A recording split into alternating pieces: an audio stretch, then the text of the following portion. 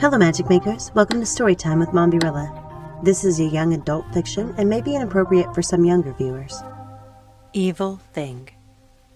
A Tale of That DeVille Woman by Serena Valentino. Copyright Disney Enterprises Incorporated, 2020. Chapter 2, Part 1. The Last DeVille. Tick-tock, darlings. We can't dwell on the past forever, but that's exactly what I'm doing, isn't it? In telling you my story. This chapter is hard for me, my dears. We're moving forward in time 5 years to the summer I was 16, when my life changed forever in so many unforeseeable ways. In the weeks before and after my father's death, Anita was my sole companion. Mama was off visiting her sister when Papa became ill, and we were having a heck of a time trying to reach her so we could let her know she should come home. Miss Prickett was away too, tending to her sick aunt. I don't know what I would have done if Anita wasn't with me in those dark days. His illness came on suddenly, and without warning. My father's Clark Gable smile and bright flashing eyes became dim and faded. He wasn't the man I knew. The man who sat with me in the evenings before I went to sleep and brought me books of fairy tales and adventures, or priceless jade earrings from distant enchanted lands.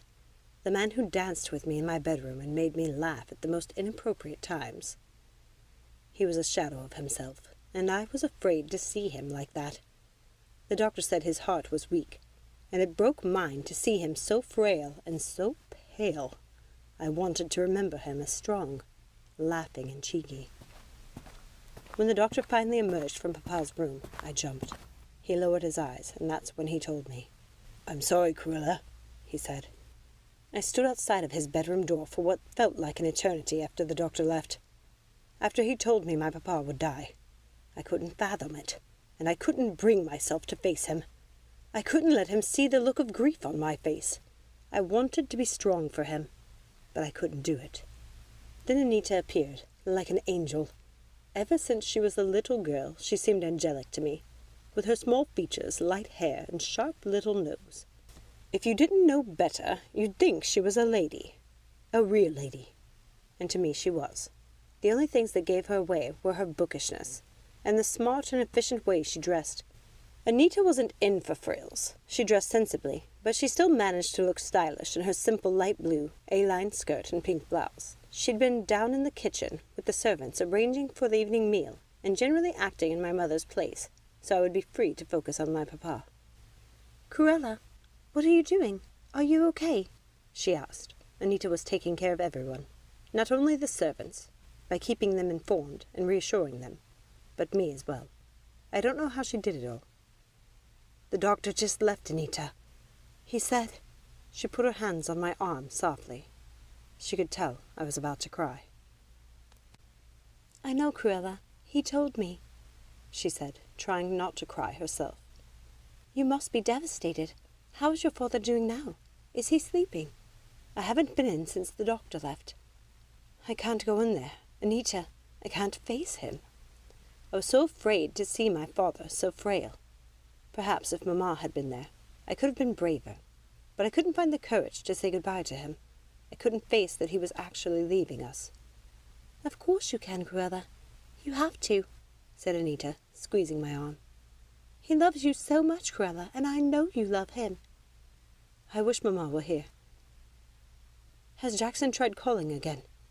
She will be devastated if she—" Anita gave me a weak smile. She knew my mother would be grief-stricken if she wasn't able to say goodbye. "Oh, Cruella, I know. But even if he did reach her, I don't think she would be home in time. At least, that's how the doctor made it sound. I was so afraid that is what he would say. But, Cruella, you have to be brave. You're the strongest girl I know. And you have to be strong for your papa. Your Mama isn't here, and he needs you." She took my hand sweetly, but I could feel her strength even in her light touch. I felt she was the strongest person I knew, aside from my Mama. How else could she endure her life as it was? Living between worlds, not fitting in with the servants downstairs or the family upstairs. How else could she have taken my Mama's place and helped me through my Papa's illness? As far as I was concerned, she was my family. Go now, Cruella. Kiss your father before it's too late. Tell him you love him. Tell him all the things you ever wanted him to know. Let him take your sweet words with him to a place you cannot follow. I wanted to cry, right then. Anita's words touched me so deeply. But I had to be brave for my poor papa. I had to be strong. His room was dark and stuffy. Not a place for such a great man to spend his final hours. In the dim light, I could hardly see him sleeping in his bed. When I entered the room, his nurse was sitting in a chair nearby, dozing. A tiny beam of light from a small opening in the curtains reflected off her white uniform. She started awake when I opened the curtains, infusing the room with light. "Miss Cruella, what are you doing? You will wake your father!" The groggy nurse blinked at the bright light, with a very sour look on her face. "It's dreary in here," I said, looking around the room. "Why don't you make yourself useful and get the small record player from my father's study and bring it in here?" The nurse looked shocked at my tone. I was a little shocked at it, too, to be honest. It just came out of me with no warning, but I had a plan. "Excuse me," was all the nurse could muster, blinking at me over and over and shielding her eyes from the sunlight that now poured into the room. "Listen carefully," I said, speaking concisely. "Go into my father's study, find the small record player, and bring it here. I won't repeat myself again." I said it all very slowly so the dim-witted nurse could understand. But still she looked at me puzzled. "I'm paid to be a nurse, Miss Cruella, not a servant." The jump-up little nurse wasn't having it. Well, neither was I. "I see. Well, I doubt we're paying you to fall asleep on the job, so if you can't make yourself useful and get me that record player, then I suppose I will have to dismiss you. It's up to you. Can you be of some use or leave? It's very simple." The woman went out of the room, and I rang the servant's bell, not sure if she was coming back with the record player or not. "Cruella, what are you up to? Causing mayhem and mischief as usual." It was my papa. My little spat with the nurse had roused him. "Papa, I'm so sorry I woke you." And then I saw it, his mischievous smile. My papa was still in there. He hadn't completely faded away. "Oh, Papa, let me help you." I went to the bed to help him up as Jackson came into the room. "Miss Cruella, let me do that," he said as he helped my papa sit up in bed, putting pillows behind his head. "There, isn't that better, Papa? I'll have Mrs. Bailey make you something special in the kitchen." "Thank you, my dear," he said with his sweet, cheeky smile. "Miss Cruella," a timid voice from the doorway. "Did you ask the nurse to bring your father's record player in here?"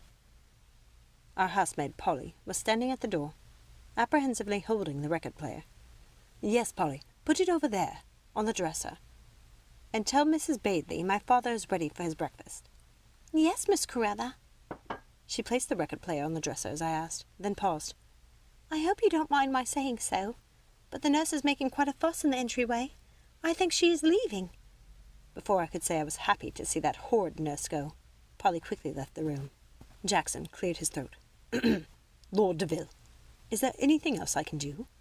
The silent, strong, and stoic Jackson was standing there, at the ready, sturdy as ever. He was our family's rock. "No, Jackson. I think Cruella has it all in hand." Papa flashed a smile at me. "Thank you, Jackson," I said. "That will be all." I went about the room opening all the curtains and turning on the record player. Papa's favorite record was already on the turntable. It was one of his American jazz records, the ones Mama detested, so he always listened to them while he was alone in his study. "We can't have you withering away in a dark and dreary room, now can we? We need a little life in here." Papa smiled again and reached out his hand.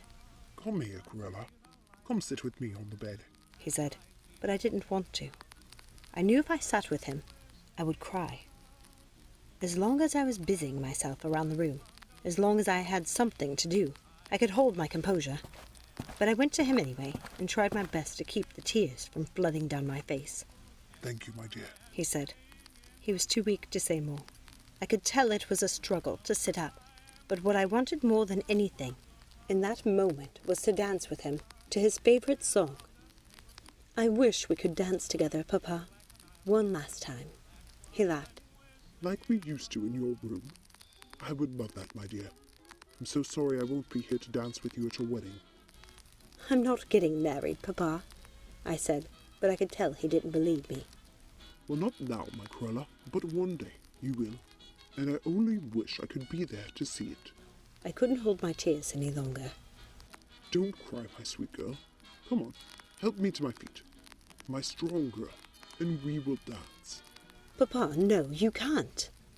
I'm more stubborn than you, my girl. Where do you think you got it from?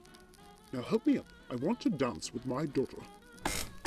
And so we danced, as we might have on my wedding day, spinning in slow circles and swaying back and forth until he was too weak to stand. As I was about to help him back to his bed, the nurse bustled into the room. What is the meaning of this? Lord Deville, I must insist you get back into bed. What were you thinking, Miss Cruella? This is very irresponsible of you. You're endangering your father's life. I glared at her. In that moment, there was no one I hated more. I felt myself filled with rage. Come on, Papa. Let's get you back into the bed. I need to go into the hall and speak to the nurse. After I helped my father and got him settled, I took that horrible girl by the arm and led her into the hallway. I thought you were leaving. How dare you speak to me like that? I'm a lady. I want you to leave this house at once. I will not leave. Your father's well-being is my responsibility. I'm taking care of my father. You are dismissed. Now leave. Taking care of him indeed. Opening curtains, playing loud music, and dancing. With his heart, you are going to send him to his grave. He was already on his way. I want to make sure his journey is a happy one, not dull and dreary. Having to look upon your sullen face. Now get out. And off she went, complaining as she left. Like the fool she was. I was relieved to see her go. As I was about to go back into Papa's room, I thought I heard my mother's voice down the entryway. I ran to the landing to see if it was really her. I had lost hope she would come home before Papa passed. Mamma, up here! Come quickly, I said, calling from the top landing down to her. She looked up at me, startled. Her attention briefly diverted from the wretched nurse, who was gesticulating angrily. My mother's startled expression turned to wrath as she looked at me, and my heart sank. She rushed up the stairs. I'd never seen her rush anywhere, not once in her entire life. She was in a fit of panic and rage. Cruella, what is this I hear about you? Causing havoc in your father's sick room, and forcing him to dance. I can't even look at you. Go to your room, and stay there until I've sent for you. I just stood there in shock, not moving. Cruella, go now, or I will slap you. And she pushed past me into Papa's room. I didn't dare follow her in. I knew she would make good on her threat. I wasn't sure what that damnable nurse had told her, but I didn't imagine it cast me in the most favorable light. I heard my father's music abruptly stop, with the ugly sound of the needle scratching the record. And then came my mother's scream. Papa had died, and I was sure my mother blamed me. Thank you so much for listening. I hope you enjoyed this reading. If you haven't had a chance to, please take a second, like, subscribe, ring that notification bell, comment down below, share with a friend, and check out some of the other Villain series chapters and books as well. Join us next time, and remember, let it go and keep moving forward. Have a magical day. Bye.